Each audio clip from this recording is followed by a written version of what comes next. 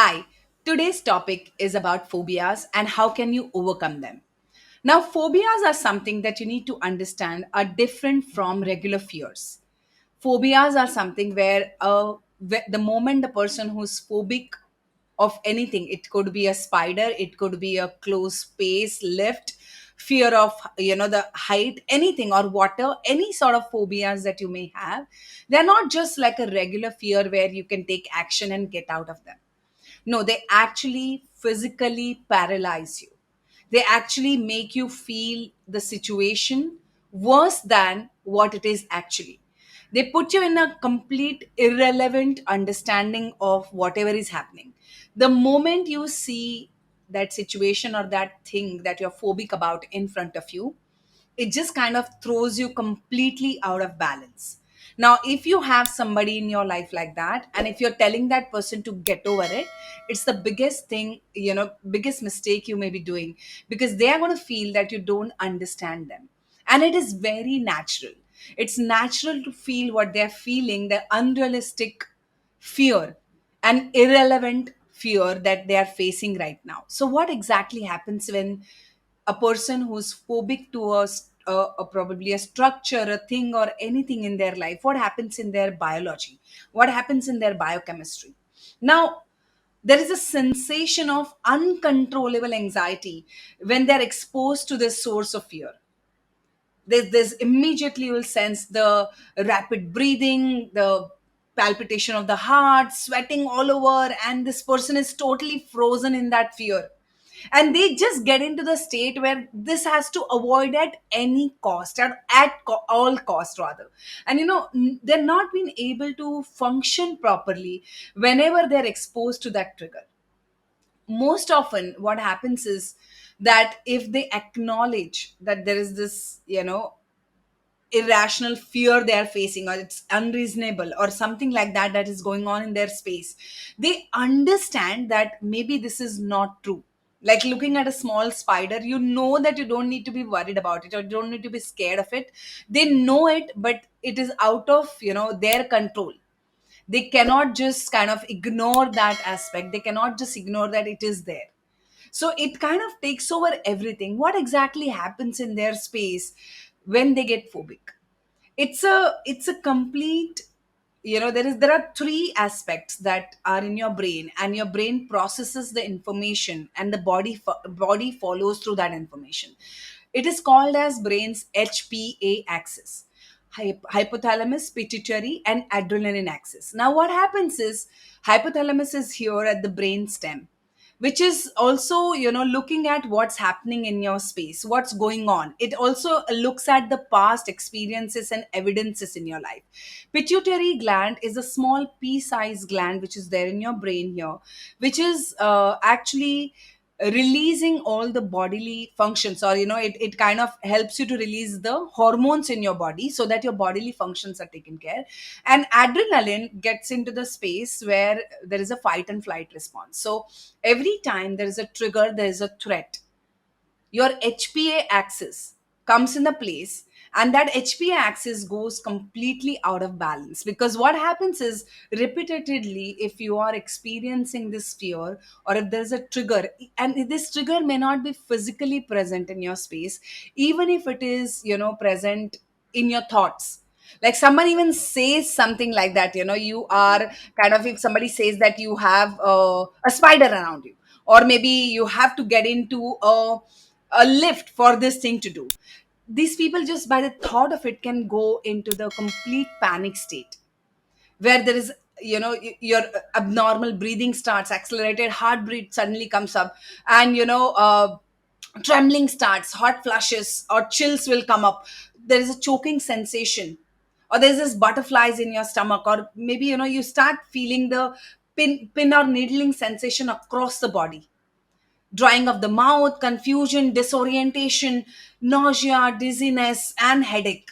Like it's such a panic state that person cannot handle anything, because the message that is going to the body is, this is an extreme phase where you cannot really handle it on your own. Like as if you are seeing a huge tiger in front of you, and that tiger is going to just kill you. It's like you feel like you cannot do anything about it. Now, when the HPA axis goes in complete chaos, what happens is you go back into the memory lane. What has happened in the past experiences. Now remember this, the phobias, like extreme phobias, do not develop generally after the age of 30. They generally develop in your childhood, where you have experienced some sort of a frightening event, or your parent or household member has that phobia, or they exhibited that phobia in front of you, and as a child you learned it, and it has been told to you that, a lot of times when I see people phobic, they say it's genetical, it's hereditary. Now, none of the phobias or none of these fears are genetic or they are hereditary. You don't pass on these fears through the genes. What you pass on is the behaviors and the reaction to what is happening. Now again, there is, as I said, there's these phobias are often related to the amygdala, the trusted source which lies behind the pituitary gland in the brain, which tells this gland that, okay, the situation is bad, and at this moment, at any given point of time, you just have to run away or fight with the situation. Now, when you are in these phobic conditions, my sincere suggestion to you is, do not try to ignore them, or do not try to avoid them, or do not suggest somebody who has phobia that it's okay, you get over it, it's not a big deal, it's just a spider or it's just a lift, what is the big deal? Like, see, I know somebody that, one of the students that I know, that this person, she was not going for for an interview, or she was not, she got a job opportunity which was asking her to fly and go to that place. She had this phobia of lift, and she had the phobia of airplane. Now, because of these two phobias, she was not really able to take that job. And she was stuck in a position, in a place which was just on the first floor, so that she could take the stairs instead of going in the lift. Now, imagine if, she, completely sensible girl, completely educated, she knows that she deserves better, but because she had this phobia to get into the left closed spaces, and she had the phobia of traveling into the flight, she was not able to, as get into the bigger positions or leadership positions, because she was feeling if she takes that position, she's going to experience the extreme fear and panic. And the worst was, she was fearing that that will be exposed in the organization. And if she is being exposed in the organization, she may lose her current job as well, or people will not look at her as a trusted person, people will not give her the opportunities. Now you see, when people are facing these phobias in their mind, it's very real. You can say that fortunately or unfortunately, both ways this works, because your brain cannot distinguish between what is real and what is imaginary. It can actually create the best case scenario for your advantage, and you can actually work on that best case scenario and get the best life that you want. Or if it's an automatic reaction, it's creating a worst case scenario in your brain, then you're just going to follow through that worst case scenario. So for you, if you're phobic, or if you know somebody who's phobic, my suggestion is, please do not ignore this. And the next thing that I want to tell you is, you can overcome these phobias. And you don't need to go take 15, 20, 30 years of time. You can just do it, in maybe in one session. I've seen people coming out of the phobias. And when I say that, I've had enough cases that I've handled, who have worked with, where people have overcome these phobias. So I'm telling you with a complete assurance that if you work through them, you can get out of it. Now, how do you do that? The first thing that you need to understand is that you have to take time out. What do I mean by that? Now, it's impossible to think clearly when you're flooded with fear or anxiety, right? So, the first thing to do is to take time out so you can physically calm down. Now, how do you do that? If in a city, in a place you have sensed the phobia, you should get out of that place. Immediately get out of that place, because sometimes the places also trigger this phobia inside you. So distract yourself, Get out of that place, just go out and walk maybe for 15-20 minutes, go into the nature if you can, or maybe sit somewhere else and have a cup of tea, or just immerse yourself in the hot bathtub. If you don't have a hot bathtub, then get into the shower and just kind of like just breathe through that panic. Start taking, because what happens in phobia is there's a increased heartbeat and abnormal respiration and sweaty palms, right? So what you can do is you can start breathing through that panic. How do you do that? If you see, whenever you go into this phobia or anxiety, you will observe that your breathing has gone on the opposite direction. What do I mean by that? If you are someone who's phobic, or if you know somebody, just check their breathing. You'll observe that the breathing is uh, opposite in terms of when they breathe in, they actually, the stomach goes inside, and when they breathe out, the stomach comes out. Now, the natural state of breathing is, when you breathe in with me at the count of 1 to 5, start breathing. Breathe in, and when you breathe in, your stomach should come out like a balloon inflating with air, right? And when you breathe out, now at the count of 5, start breathing out, and when you breathe out, your stomach should go in.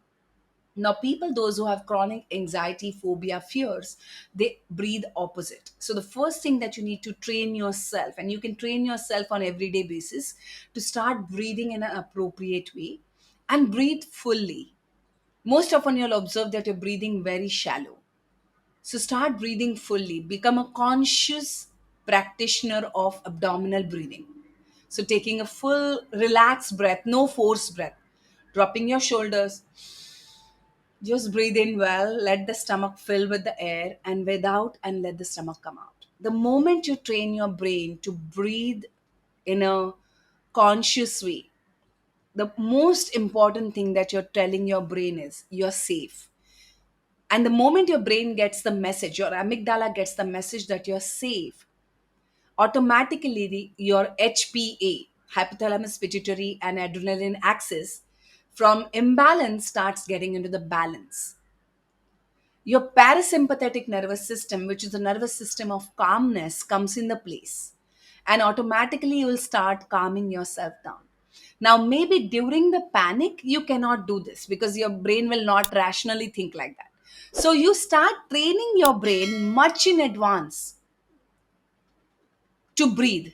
Like, see, when you want to go into the battle, you don't start training just a day before the battle, right? You start training way before the battle, and in the battle then you actually go and fight the battle. The same thing with the panic and anxiety is, you train your body and your brain to breathe consciously.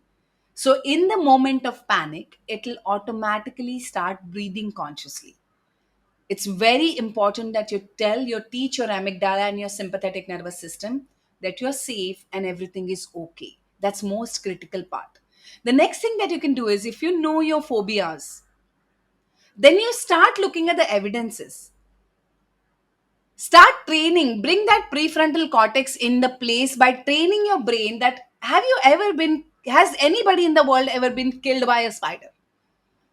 Has anybody ever died in the, or trapped in the lift forever?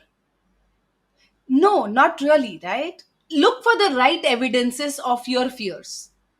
And if the evidences are all about not getting it, the outcome is different in those evidences, then start working on training your prefrontal cortex to look at those evidences way in advance. The next thing that I want you to do is take a moment to close your eyes and imagine a place of safety and calm. What's your sanctuary? Start looking for that sanctuary. It could be a picture of you walking on a beautiful beach, or snuggled up in bed and with a dog or a cat next to you. Whatever is your happy memory from childhood. And let this positive feeling soothe and create a bubble around you. And not don't just practice it when you have this problem, but practice it every single day. When you practice this every single day without having that panic, remember, you're training your brain, your body, to bring it when the panic comes in. So practice to do these things. And finally, give yourself a treat when you have made that call that you're worried about. which you are dreading for very long, when you have sent that email, you reinforce your success by treating yourself, maybe with a foot massage, or maybe a good walk, or maybe go for a lunch or a dinner out, maybe buy a book, or maybe watch a small episode of something that you were looking for, or whatever little gift that makes you feel happy. So reward yourself.